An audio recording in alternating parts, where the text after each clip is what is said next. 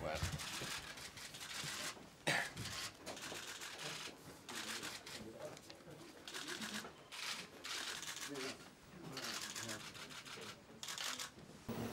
Bonjour à tous et je vous remercie pour être venus aussi nombreux pour ma première conférence de presse. Avec ma famille, nous sommes arrivés en France en 1984 suite à un différend avec le président de la République syrienne de l'époque, Hafez al-Assad. Un différend qui oppose les deux frères. Nous avons accepté, Rifat al-Assad a accepté l'invitation du président de la République française, François Mitterrand, principalement parce qu'il aimait la France et il avait confiance en la justice française. Et il partageait les mêmes valeurs que partage la France. C'est la raison pour laquelle nous sommes en France.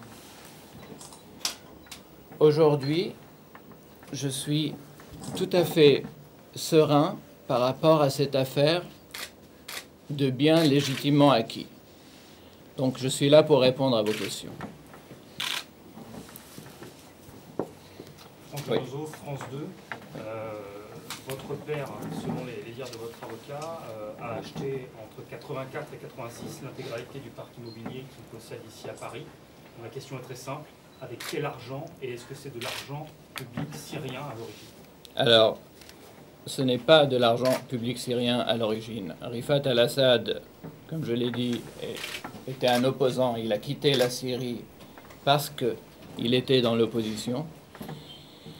Sa marge de manœuvre au sein de l'opposition était plus large dans un pays comme la France que dans un pays comme la Syrie. Ce n'est un secret pour personne.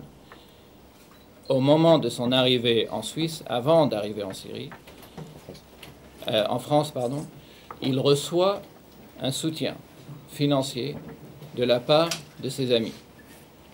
Ses amis qui l'ont soutenu à l'époque et qui le soutiennent toujours aujourd'hui et qui le soutiendront demain.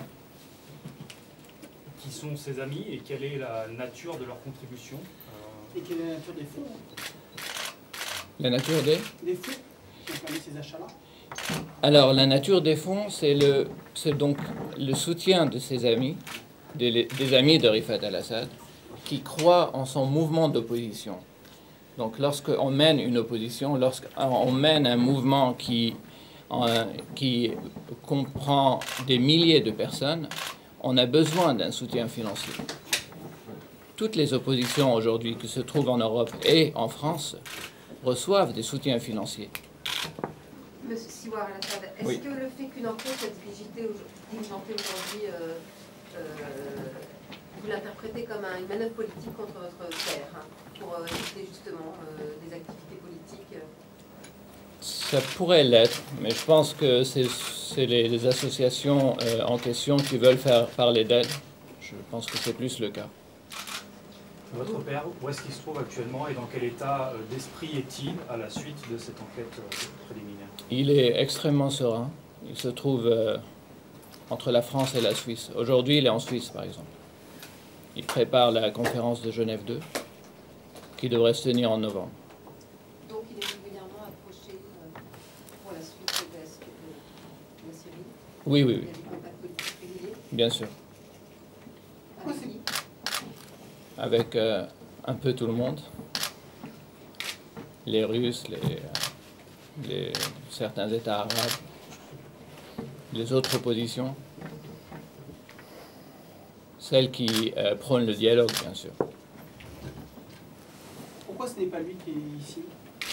Pourquoi c'est pas lui qui vient Rifat al-Assad ne parle pas le français et il est très occupé à préparer cette conférence de paix.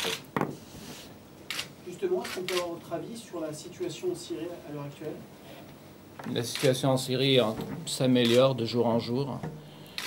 Comme vous le savez, le démantèlement des armes chimiques est un pas extrêmement positif. Et on se rapproche de la date du 15 septembre, novembre, ou peut-être un peu plus tard, donc une conférence de paix où toutes les oppositions et le régime se réuniraient autour d'une même table et enfin finiront par discuter. Comment vous voyez la suite? Je vois une transition démocratique. Je pense qu'il y aura des élections démocratiques avec des observateurs du monde entier pour vérifier le bon déroulement des élections. Donc je vois un président démocratiquement élu l'année prochaine. Est-ce que vous demandez le départ de Bachar el-Assad? En tant que mouvement, nous pensons que Bachar el-Assad devrait partir si le peuple syrien le décide. Il y aura des élections libres et démocratiques.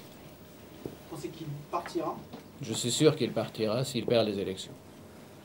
Vous pensez qu'il veut aller jusqu'aux élections? Vous avez suffisamment de retour du terrain pour savoir s'il veut aller jusqu'aux élections et aller vers cette conférence de paix? Vers la conférence de paix, j'en suis sûr. Vers les élections, je ne le sais pas. Mais s'il veut aller, il sera, je pense, libre d'y aller comme tout le monde. Comment vous jugez les massacres qu'il y a eu là-bas? Alors lesquels? Parce que, que vous voulez. en général, dans un pays, c'est une tragédie. Extrêmement difficile de savoir qui a fait quoi. Tous ici réunis, on ne peut pas le savoir. On peut que supposer. Je ne peux pas le savoir, non. Et ensuite, comment vous jugez ce qui s'est passé, le nombre de morts, les images qu'on a vues? C'est extrêmement triste. Je condamne, bien sûr. Je condamne l'utilisation d'armes chimiques. Je condamne les massacres. Mais encore une fois, ça sert à quoi de condamner? Il faut essayer d'arrêter tout ça. La seule façon d'arrêter tout ça, c'est le dialogue, sans précondition. Vous et votre famille, vous souhaitez repartir vivre en Syrie? Une partie de ma famille, peut-être, oui. Vous, par exemple? Revivre en Syrie, je ne pense pas, non. Mais visiter la Syrie régulièrement, une Syrie en paix, oui, tout à fait. Et démocratique. Oui. Est-ce que vous pouvez nous expliquer ce que c'est que l'Alliance nationale démocratique? C'est un parti qui a été fondé en 1984, lors de l'exil de Rifat al-Assad. C'est un parti d'opposition qui prône qui demandait des réformes, donc déjà à l'époque, qui réclame les mêmes réformes qu'il réclamait en 1984 aujourd'hui. Le principal, c'est une transition politique paisible et surtout graduelle. Nous avons beaucoup de partisans en Syrie, en Europe, aux États-Unis, en Amérique latine.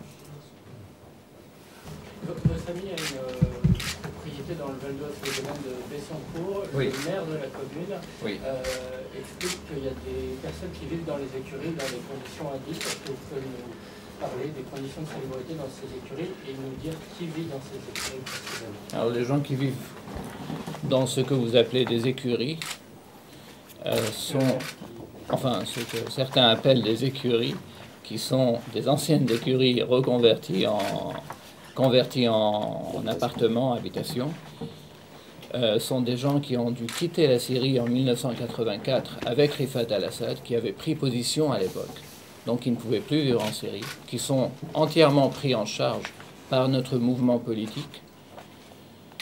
Dans de bonnes conditions. Dans des conditions extrêmement acceptables. Oui. Il y a combien de personnes qui sont prises en charge en tout par le mouvement? En France? Une centaine? Une centaine? Oui. Il y a de 1984 ou il y a des nouvelles arrivées tous les ans? Je dirais moitié-moitié.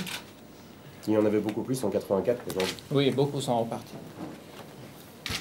On ne va pas faire le procès de Transparency et de Je ne fais pas le procès, je dis ce sont des faits. Ce sont des associations qui ont certainement de bonnes idées et parfois même respectables et qui peuvent se tromper, comme c'est le cas aujourd'hui, comme tout le monde, ils peuvent se tromper. En tout cas, ce qui est important à savoir, c'est que concernant notre mouvement d'opposition et notre lutte dans l'opposition et pour une Syrie meilleure, ce n'est ni Sherpa, ni Transparency International, ni toutes les associations du monde qui vont atténuer notre combat. Et d'ailleurs, la même chose pour l'amour que nous avons pour ce pays, qui est notre seconde patrie, la France. Qu'est-ce qui me rend si sûr de moi-même?